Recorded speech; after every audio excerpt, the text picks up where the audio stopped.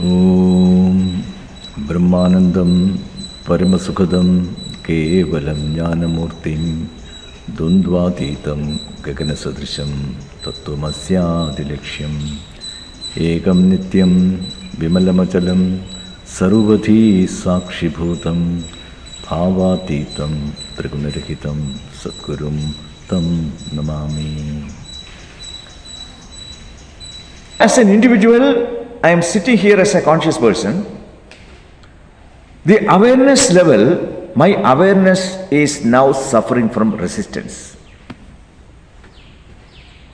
Therefore, every individual is under the siege of an existential lock. What is this existential lock? When you are experiencing life, we are using thoughts to experience life. Whether I'm experiencing this body, experiencing the mind, experiencing my emotions, all these experiences are thought related. All experiences are thought related. But every experience implies the presence of the self. You cannot have an experience without the involvement of the self, because every experience is self-experience. Self means consciousness, because experiences are happening to a conscious person. So when I am conscious, that implies the presence of consciousness, the presence of awareness. Consciousness and awareness both are synonyms. So we need to know, when life is thought related, experiences are thought related. Perception, memory, emotions, confusion, anxiety, the whole gamut of experiences are thought related. Now, can you have an experience without you, the conscious person? You cannot have an experience without, so all experiences are happening to a conscious person, which implies the presence of consciousness in you. That consciousness is called the self of the individual. This self, in reality, doesn't have a locus. The self in you, the self in me, the self in an object in the form of its easiness, and the self in you in the form of amness doesn't suffer from any limitation. So self is already limitless. That means the consciousness in you is already limitless. And it is one undivided, all-pervasive consciousness. But what happens to the individual is, the individual who is conscious concludes that that presence of consciousness is within the limitation of the body. Because we tend to place our body on the place of consciousnesses. I am conscious, and the common conclusion is, my consciousness is within the contours of my body. When you have this conclusion that your consciousness, because of which you are conscious of your body, because of the presence of consciousness you are conscious of all the thoughts in your mind, because of the presence of consciousness you are conscious of everything in the world, that consciousness is something which is confined to the limitation of the body. This is the conclusion. Which again means every human being who is living in this planet is committing the mistake of placing the body on the place of consciousnesses. What is that existential lock? You place your body on the place of the self. It's like the mobile. I'm holding a mobile. Just imagine I'm holding a mobile or any object, a pen. Where is his pen? The pen is in space. Let us assume space is limitless. But when you hold a pen in space, the presence of the pen creates circumference in space. The same way, the presence of the body, which has got a locus, body has a locus, because it has got a form. Anything which has got a form has got a locus. And it has a location. That's a place where you stay as a conscious being. This body enjoys a location. That's a place where you stay as a conscious being. But that consciousness because of which you are conscious of the body, that consciousness in reality doesn't have a locus. What does have a locus? Body does have a locus. And you are experiencing the body. To experience the body, you need the presence of consciousness. That is what you call self. Body, then you have prana, then you have a set of senses, you have a mind, then the presence of self in the form of consciousness which illumines the body so you can experience your body. The presence of self in the form of consciousness illumines your senses and illumines your mind, illumines all experiences. So this body does have a locus, and that locus which is related with the body, by placing the body on the place of consciousness, what happens? The consciousness looks as though it is limited by the limitations of the body. Because body suffers from object-wise limitation, time-wise limitation, and suffers from space-wise limitation. All this deshataha, vastutaha, kalataha, parichinaha hamasmi iti buddhi. Therefore, these limitations would become my limitation. Your awareness suffers. Your consciousness suffers from the limitation of the body, because every human being is placing the body, which is an object of experience, on the place of consciousness, and consciousness illumines the body. You have no right to place your body on the place of consciousness, because consciousness illumines it. It doesn't have a locus. Therefore, consciousness as though gains a locus. By this error, that is called existential existential lock. Because of this existential lock, every human being who is living on this planet, if you look at the orientation of a person's life, that orientation is going to be one of continuous becoming. We are all trapped on a becoming mode of life. This becoming mode of life is born of this existential lock.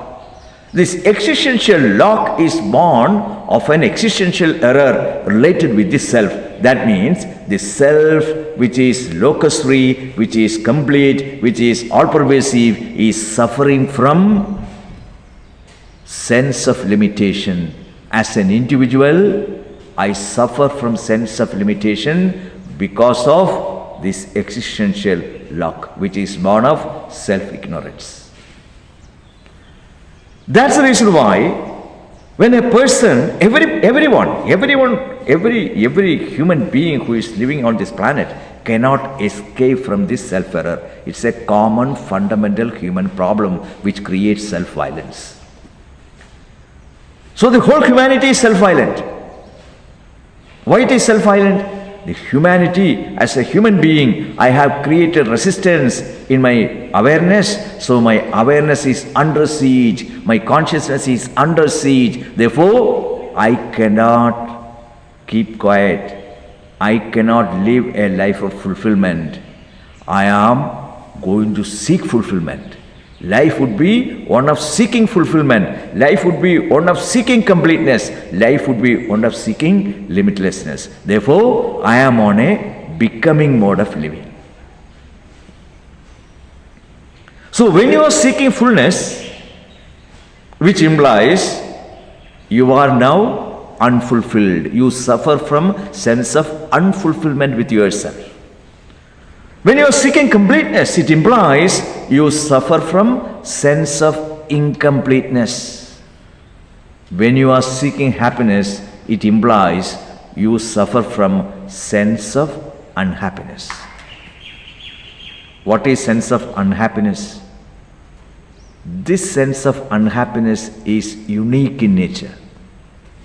You can be unhappy.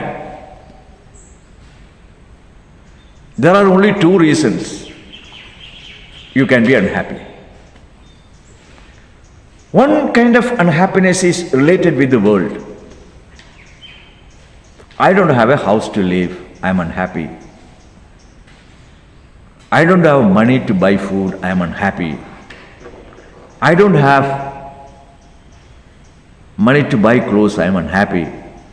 I don't have a partner, I am unhappy. Where are you going to fix this kind of unhappiness? Because you don't have a house, you don't have a partner, you don't have money. Where you are going to fix it? It is unhappiness related with the world. The solution is in the world. But if I suffer from unhappiness, which is born of sense of incompleteness, that sense of incompleteness cannot be fulfilled by gaining anything from the world or getting rid of anything from the world. You cannot make the world as a source to complete yourself. By gaining anything from the world or getting rid of anything from the world, only two things you can do with the world. When you relate with the world, either you can gain, you can get hold of something or get rid of something. There is no third way of relating with the world. So when this unhappiness, which is related with sense of incompleteness with oneself, the sense of limitation a human being is suffering because of the self-error. That means your self is under resistance. Why it is under resistance? Because the self, you are taking the self as your body. There is self-body confusion. Or you are placing your body on the place of yourself. So, all the self, which is in the form of awareness, it illumines your body, it illumines everything, illumines the world, it illumines your body, it illumines your mind, but the limitations of the body, the features of the body is now drawn to the place of your essence. Therefore, there is confusion between self and the body. There is confusion between what you have and who you are. This confusion between what you have a body, so you can stay there. That's your house. You have a mind where life can happen in the form of thoughts, and you can use it as a tool. You have a set of senses wherein you can receive the world. These are the faculties which are given to us. So life function is possible because of these faculties. But these are all what you have. But if you are entering your body into the meaning of who am I, if you enter your mind into the meaning of who am I, if you enter your senses and all faculties which are given to you into the meaning of who am I, what happens? These faculties would be entering into the meaning of who am I. Your body would be entering into the meaning of who am I, and your body suffers from limitation. Your mind suffers from limitation. That's how it has been given to you. The senses suffer from the limitation. So all the limitations of the body would be appropriated by the person, would become my limitation. Therefore, the self-error is born of self-ignorance, that because of the self-ignorance, there is resistance on the self, resistance on consciousness. Because we are placing the body on consciousness, and the consciousness suffers as though from the limitations of the body. Therefore, every human being is under this existential lock. Hence, our orientation of living is one of continuous becoming. If our orientation of living is one of continuous becoming, becoming what? I want to become free. I am looking for freedom. I am looking for happiness. I am looking for completeness as an individual. Now we have to we go for reverse programming. So I am programmed to seek happiness. I am programmed to seek completeness. I am programmed to seek fullness. And this programming is born of a mistake. And this mistake, until and unless this mistake is resolved, you will be suffering from sense of inadequacy. You will be suffering from sense of non-acceptance.